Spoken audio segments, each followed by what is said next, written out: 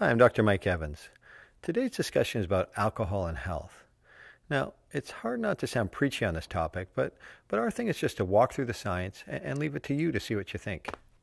Now, I'll just start by saying that many of us in frontline medicine have known for a while that our traditional way of dealing with patients' alcohol use is broken. The old model for doctors and their patients was black and white, a simplistic either-or approach.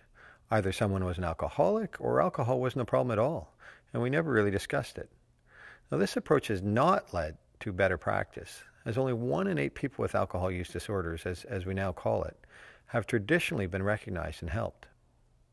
But research from the National Institutes of Health, the Centers for Disease Control, the World Health Organization, and so on, paints a very different picture and has led to a major rethink of how we consider the health effects of drinking.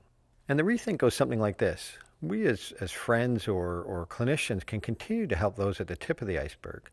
People are really struggling with social and physical problems due to their drinking. But the new model takes a wider view that also looks to help the teenager who is just starting to drink, the high-functioning mom whose ritual it is to drink 4 glasses of wine every night, or the friend who goes far overboard on occasion, just to get them to reflect a bit on the science and on themselves and to think about a new and improved life strategy. To use an example from another risky behavior, when a patient says he or she is a smoker, I pay attention and counsel whether they're smoking 5 cigarettes a day or 15 or 50.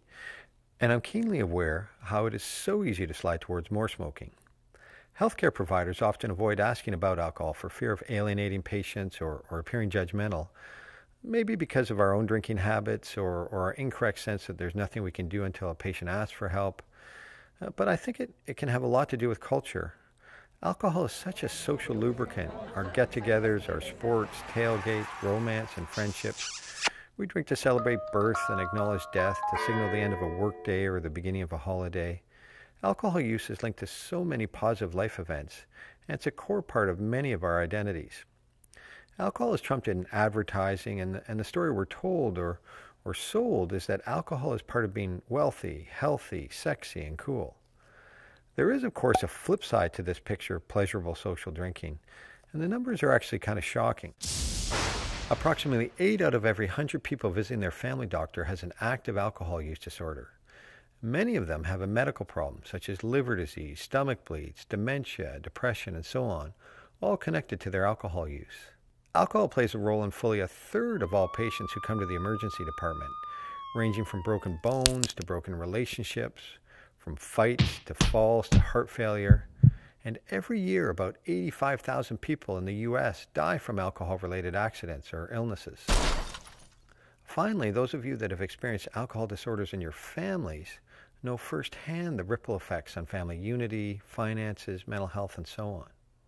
What we've come to realize is that only a small fraction of the people involved in the health issues I've just mentioned are what we traditionally call, quote, alcoholic, a term we are getting away from because it creates black or white thinking about the health effects of alcohol, as if the health issues that we need to address affect only a small, extreme group, when in fact most of the problems due to drinking happen to people who are drinking in ways that seem normal. The challenge here, of course, is the mixed message, acknowledging the enjoyment of having a drink with friends, but also communicating the downer message that the rates of liver disease significantly increase in women who have over 1 drink daily on average, and men who drink over 2. Or that for women, the risk of breast cancer starts to increase even with less than 1 drink a day on average, or that alcohol use is linked to 7 other cancers.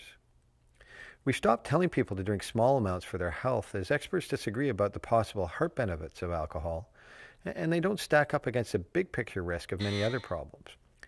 When we look at the risk of drinking, 2 general patterns emerge.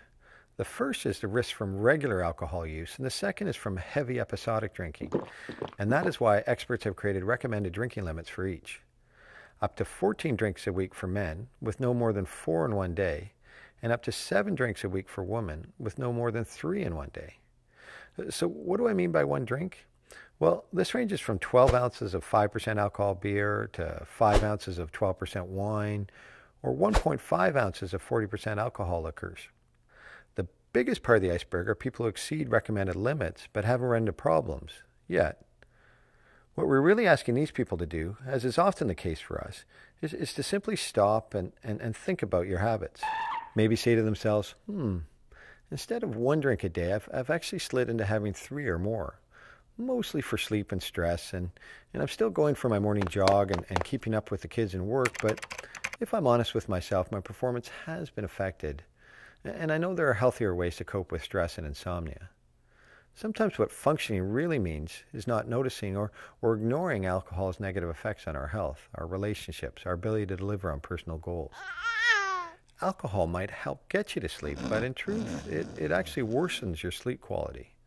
And self-treating stress with alcohol is not effective in the long run. Another part of the iceberg are people who know they're having some negative consequences. So this could range from accidents and anger to digestive complaints and memory lapses. Finally, at the tip of the iceberg are people who have more symptoms of alcohol use disorders, what we used to call alcoholic. These people may find they can't stop drinking once they start, or it's hard to stop or cut down. They may have withdrawal symptoms such as sweating, shaking, and nausea. There are usually consequences, perhaps social or legal, or simply not meeting work or family expectations.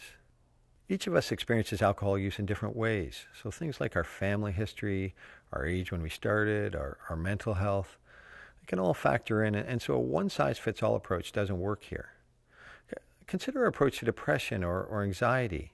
It's a similar mix of genes, neurobiology, culture, behaviors, and psychology. We don't just identify the super severe and refer them to specialists. We consider life transitions, counsel, discuss medications, help patients reframe, while also referring to appropriate resources such as talk therapy, psychiatrists, or community agencies. So depending where you are on the iceberg, there are now multiple options for getting you to a better place. Maybe it's an online self-assessment or an honest discussion with a clinician to explore and resolve your ambivalence around alcohol. These discussions have been shown to help in many studies. Could be you just quietly taking a tiptoe in the right direction. Maybe it's dropping your nightly ritual from 4 glasses to 2, from doubles to singles, from pints to bottles. Maybe it's reflecting on the fact that when you have 3 glasses with your book/wine club or 3 beers after the game, you're not yourself the next day, but you feel fine with 2. Maybe it's a bigger step, like realizing you have a genetic predisposition to having a bad relationship with alcohol and stopping altogether. It's also important to know that the ways we can help has expanded to match this bigger iceberg. Could be referral to local programs, couples therapy, a peer support program, some cognitive behavioral therapy for alcohol use or stress management.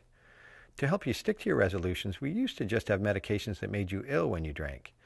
But now new medications like naltrexone or acamprosate that actually treat the brain changes of alcohol use disorders give us even more options.